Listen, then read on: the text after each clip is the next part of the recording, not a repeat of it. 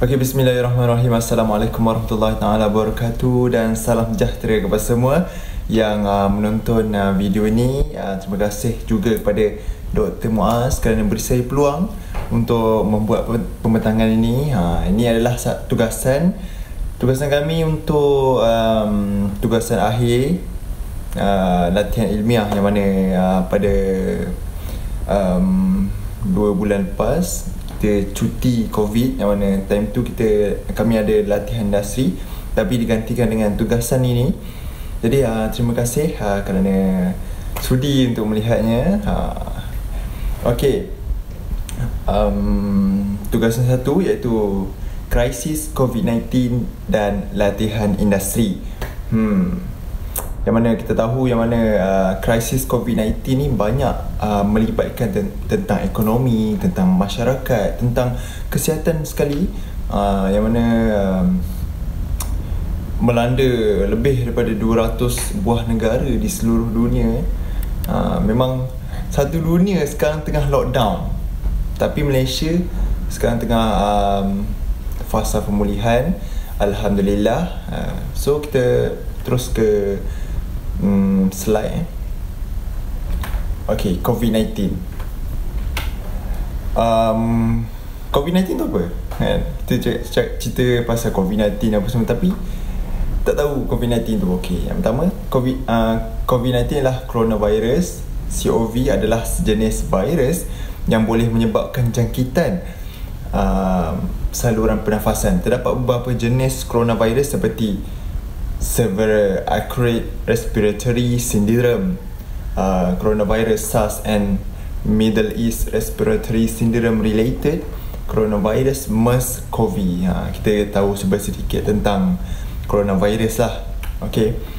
Kerajaan Malaysia mengambil secara segera bertindak untuk kesihatan awam untuk mencegah peningkatan kes secara pantas dengan pemeriksaan dan ujian yang berterusan, dengan ujian dan pemeriksaan dan ujian berterusan individu berisiko tinggi. Yang mana kalau kita lihat individu tu yang dijangkiti yang nampak macam berisiko tinggi, kerajaan Malaysia mengambil tindakan pantas, yang kuarantin dan sebagainya. Okey, saya sedikit lah. Ada gambar tapi dalam ni saya tak tahu dia letak macam mana, tapi kita teruskan . Okey. Sejarah muzium di Malaysia. Yang mana muzium ni tempat saya latihan industri di Jabatan Muzium Malaysia. Siapa pernah pergi Jabatan Muzium Malaysia? Dekat area KL, jalan, saya pun tak ingat kat mana. Lupa dah. Aduh. Okey, saya berpraktikal di Jabatan Muzium Malaysia, yang mana selama 2 bulan. Lepas tu COVID-19. 2 bulan saja tepat. Okey, saya cerita pasal muzium. Berdasarkan etnologi, perkataan muzium lahir daripada perkataan muse yang berasal daripada metodologi Yunani. Hal ini juga menunjukkan sejarah asal-usul muzium telah melalui liku-liku zaman yang sangat panjang. Perkataan Moses bermaksud Tuhan atau kumpulan 9 dewi, lambang ilmu dan kesenian. Mose dalam bahasa Yunani juga membawa maksud gembira, atau dalam bahasa Inggerisnya musmin. Banyaklah. Tapi kita masa mencuri kita, so kita kena cut. Okey.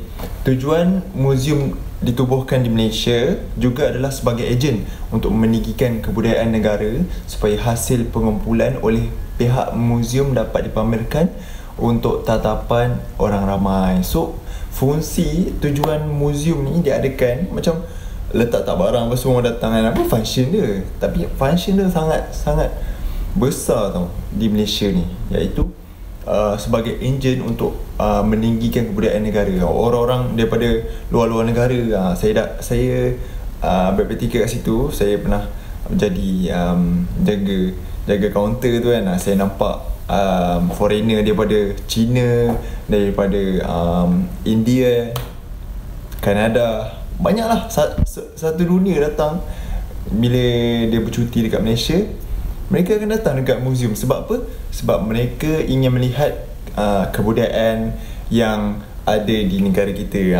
Sebab budaya kita tak ada dekat negara diorang. So diorang nak tahu juga budaya orang Malaysia ni macam mana. Baru diorang lebih mengenali warga Malaysia. So kerajaan Malaysia mengambil inisiatif buat museum di Malaysia.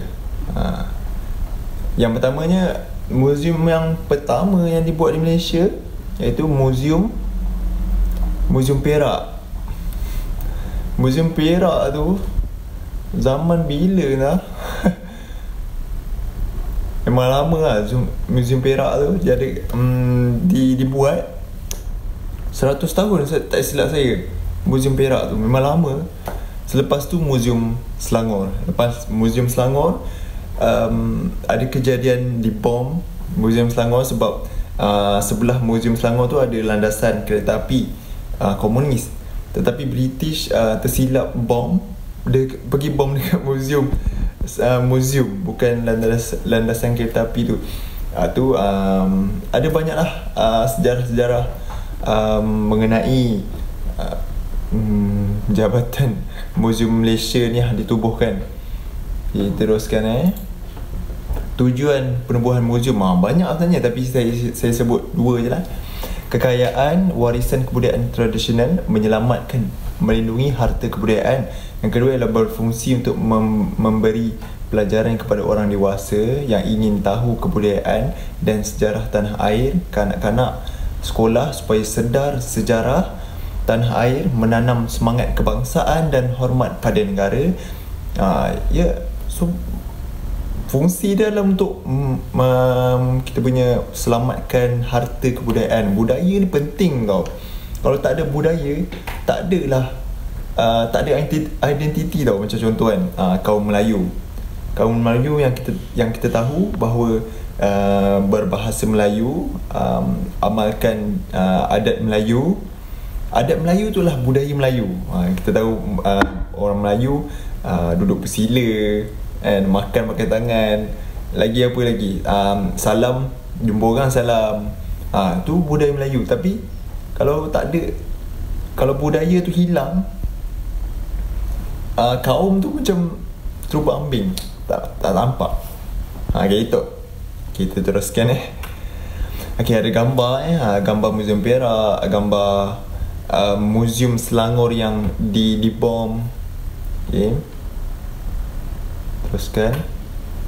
Kategori museum di Malaysia ada 2, 4, 6.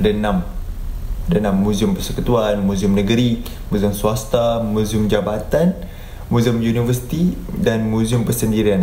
Mesti kita tak pernah dengar kan. Tapi ada banyak sebenarnya.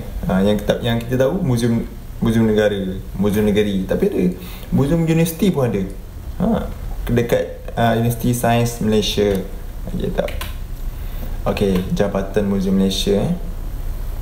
Jabatan Museum dan Antiquity JMA secara rasmi telah diluluskan oleh Jabatan Perkhidmatan Awam pada 11 Mac 1993.